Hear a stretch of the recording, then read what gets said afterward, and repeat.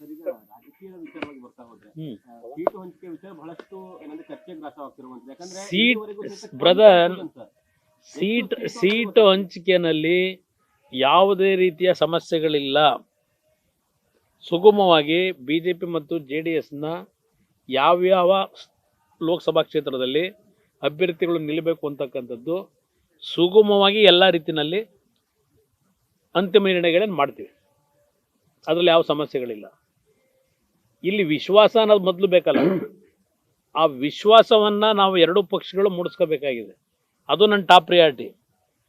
ಅದಕ್ಕೆ ನಾವು ಹೆಚ್ಚಿನ ಒತ್ತು ಕೊಟ್ಟಿದ್ದೇವೆ. ಎರಡೂ ಪಕ್ಷಗಳಲ್ಲಿ ದೆಹಲಿ ಮಟ್ಟದ ನಾಯಕರಿರಲಿ, ರಾಜ್ಯ ಮಟ್ಟದ ನಾಯಕರಿರಲಿ, ಎಲ್ಲರ ಜೊತೆಯಲ್ಲಿ ವಿಶ್ವಾಸವನ್ನು ಇವತ್ತು ಯಾವ ರೀತಿ ನಾವು ಪರಸ್ಪರ ಇವತ್ತು ಮೂಡಬೇಕಾಗಿದೆ ನಮಗೆ, ಅದು ನಮಗೆ ಪ್ರಾಮುಖ್ಯತೆ ಇರೋದು. ಸೀಟ್ ಹಂಚಿಕೆ ಒಂದು ಸಿಡಿ ಹೆಚ್ಚಿಗೆ ತಗೊಳ್ಳೋದು ಕಡಿಮೆ ತಗೊಳ್ಳೋದು ಅದು ನಂತರ, ಅದು ಯಾವುದೇ ರೀತಿ ಗೊಂದಲಗಳಿಲ್ಲ.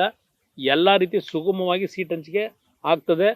ಬೈ ಜನವರಿ ಎಂಡ್ ಒಳಗೆ ನಾವು ಎರಡೂ ಪಕ್ಷಗಳು ಈ ಸರ್ಕಾರದ ಏನು ಲೂಟಿ ಇದೆಯಲ್ಲ, ಆ ಲೂಟಿ ಮೇಲೆ ಚುನಾವಣೆ ನಡೆಸ್ತೀವಿ ಅಂತ ತಿಳ್ಕೊಂಡಿದ್ದಾರೆ. ಖಜಾನೆ ಖಾಲಿ ಮಾಡಿ ಅದರ ವಿರುದ್ಧ ಯಾವ ರೀತಿ ಹೋರಾಟ ಮಾಡಬೇಕು ಅನ್ನೋದಕ್ಕೆ ಒಗ್ಗಟ್ಟಿನಿಂದ ಹೋಗಲಿಕ್ಕೆ ಎಲ್ಲ ರೀತಿಯಲ್ಲಿ ವೇದಿಕೆ ಸಿದ್ಧ ಮಾಡ್ತಾ ಇದ್ದೇವೆ.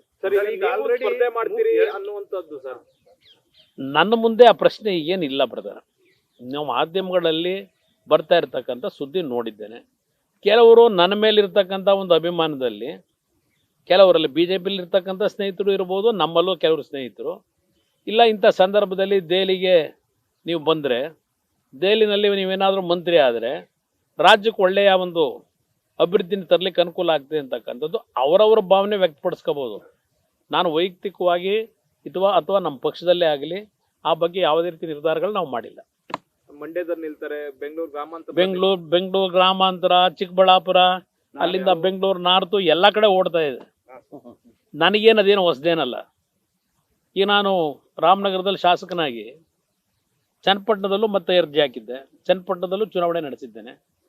ಯಾವ ಸಂದರ್ಭದಲ್ಲಿ ರಾಜ್ಯದ ಭವಿಷ್ಯದ ದೃಷ್ಟಿಯಿಂದ ಯಾವ ತೀರ್ಮಾನ ಆಗಬೇಕು ಅಂತಕ್ಕಂಥದ್ದು ಎಲ್ಲರ ಅಭಿಪ್ರಾಯಗಳೇನಿರ್ತದೆ, ಆ ಸಂದರ್ಭದಲ್ಲಿ ನಾನು ತೀರ್ಮಾನ ಹೇಳ್ತೀನಿ.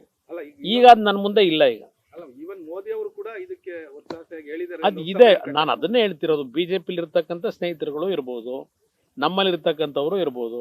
ಈ ಸಂದರ್ಭದಲ್ಲಿ ಕುಮಾರಣ್ಣ ಅವರು ದೆಹಲಿಗೆ ಹೋಗೋದು ಒಳ್ಳೆಯದು ಅಂತಕ್ಕಂಥದ್ದು ಅವ್ರವ್ರ ಭಾವನೆಗಳು ವ್ಯಕ್ತಪಡಿಸ್ತಾರೆ. ಈ ಸಂದರ್ಭದಲ್ಲಿ ನಿಲ್ಲಬೇಕು ಅನ್ನೋದು, ಅದಕ್ಕೆ ನಾನೇನೀಗ ತುದಿಗಾಲಲ್ಲಿ ನಿಂತೂ ಇಲ್ಲ.